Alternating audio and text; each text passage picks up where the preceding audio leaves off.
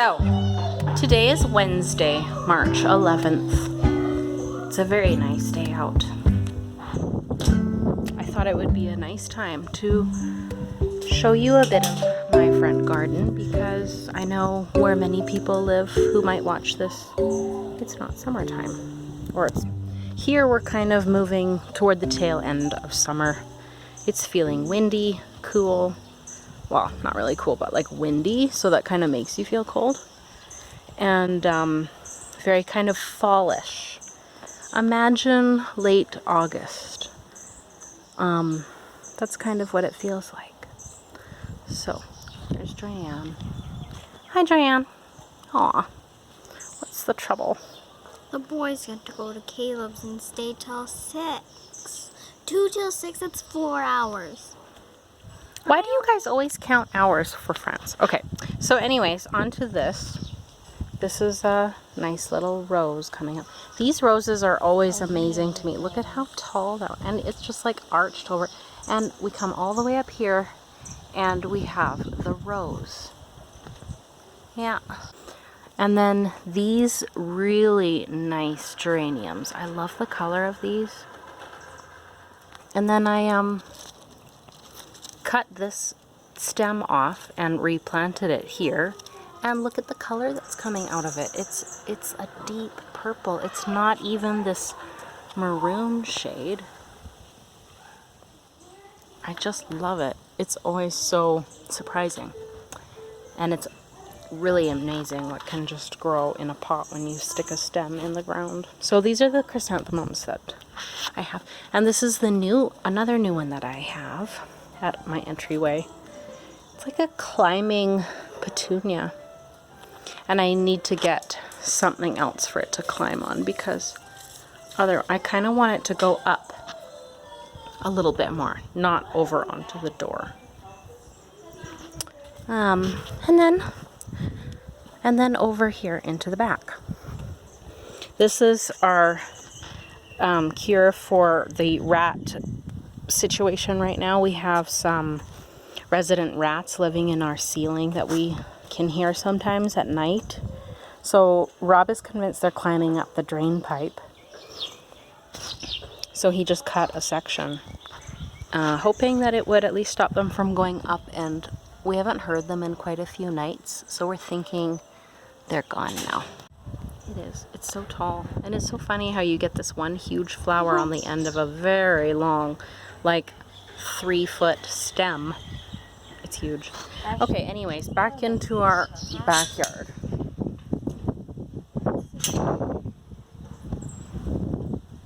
Into the backyard now. This is also another new plant that I have in the garden. It's just a petunia. And I love these blue and violet colored flowers. Oh, look at these. They're so nice. And Rob is home from work now for lunch.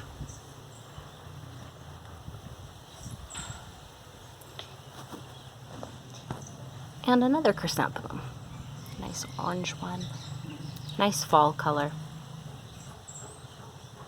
After lunch now, and one little change to our school is basically what I was finding was the kids were rushing through their list because, as you might know or not, I give them a list of what we're going to do in the day.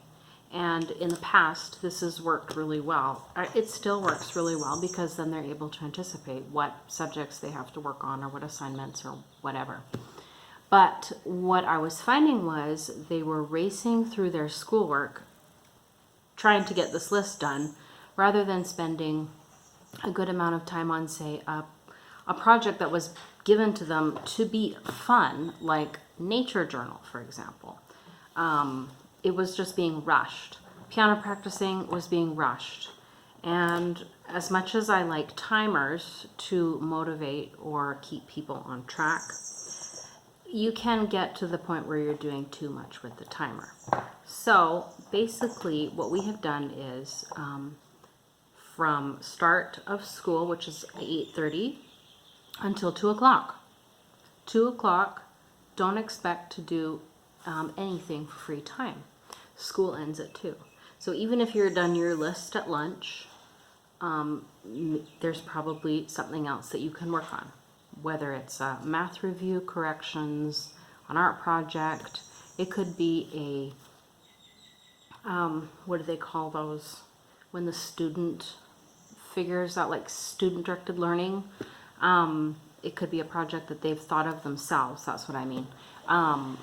Extra research on a particular topic that they're interested in. Maybe we read something in our group work in the morning that they were like, oh, what is that? Like, for instance, this morning we were reading, there came a section in our novel where the main character was going to see a solar eclipse, and it got us kind of talking about, well, what's the difference between a solar eclipse and a lunar, like just things that pop up. And so this kind of extra school time is a good time where we can work on these types of things. It's proven to be a fantastic strategy. The kids are actually going over memory work more. They are doing an extra session of piano practice. They are doing like little map assignments that I find for them if they need, based on, you know, that morning's history lesson. They just know 2 o'clock is when school ends, and until then, it's perfectly reasonable for the teacher, me, to ask them to work on an assignment. So right now, since it's after lunch, I'm just sitting down to mark math and kind of keep things going a little bit for the last 45 minutes until it's 2 o'clock.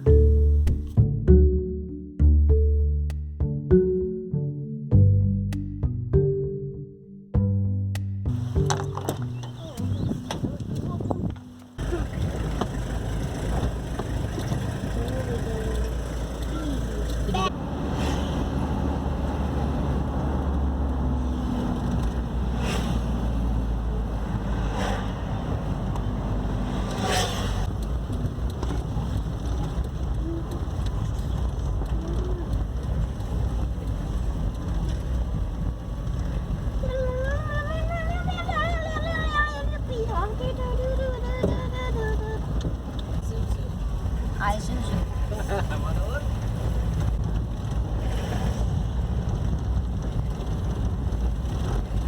I find the guards here are really nice. Do you?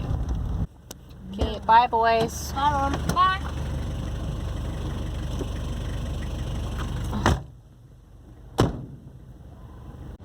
Okay, so yeah, I'm just dropping the boys off to their play date at another math family's house in another compound called Trade Bois.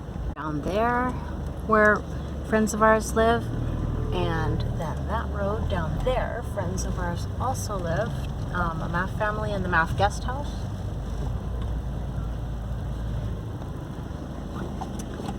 And then this is the main road out here. And then there's the boys. Their friend's house, playing outside. So nice. Wednesdays, I usually get the boys together with one of the other math friends. And I have another friend that has all girls. She has all girls. She has 5 girls actually. And we try and get together on Wednesdays. So this afternoon, that was me just dropping off the boys, and now going back home, and the girls will have a little bit of time with their friends. And then tonight we are going to a friend's house for dinner. So she invited us for dinner, and we're gonna go and hang out with her for a little bit, with the kids of course, and so that will kind of sum up our day. It's kind of a little bit of a busy day today between school and boys seeing friends and girls seeing friends for a little bit, and I had some extra meal prep planned for today. Unlike the last video that I did, this week I actually made an extremely detailed food plan with like meal prep tasks assigned to specific days to just kind of make my week a little bit more easier to manage. So it's actually worked out really well, and I think I'm gonna start doing that more. I kind of got out of the habit of doing a detailed meal plan only because I was kind of enjoying spontaneity for a little while, but it's been really nice to have a detailed plan and not really feel overwhelmed by certain things. It seems to come in seasons for me. So I'm just about home, and then the girls' friends should be at the house, and yeah, I think it's gonna be time to make myself a nice coffee or tea maybe or something. I don't know, we'll see. Rob should be back home from work at around 3:30, which is his normal quit time. Yesterday he worked a little bit late because the pilot was a little bit late getting back because of some issues with, I can't remember with what, but he came back quite dirty, muddy. So then Rob had to change the tire, and so he was a little bit late coming back, but that's okay. That rarely happens.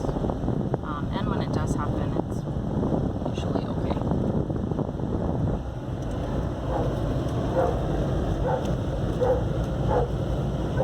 It's really weird weather out. It's really windy, but so it feels like it should be cold, but then when I just came home, like I already have sweat on my back from being in the car for 5 minutes.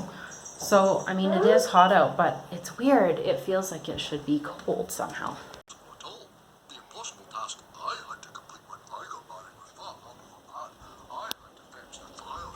See what I mean? Just feels like it should be kind of blustery. But when you get out there and you go into the car, you start sweating. So I've already changed my outfit twice today. We just told him, after years of training him not to go on our cushions, Rob decided he could have this space. So he really hesitates to go up there unless we really force him. Hunter, come. Go lay down. There he goes. Do you like that bed? See, he can't really relax on it because he's been so trained not to go up there. It's kind of funny.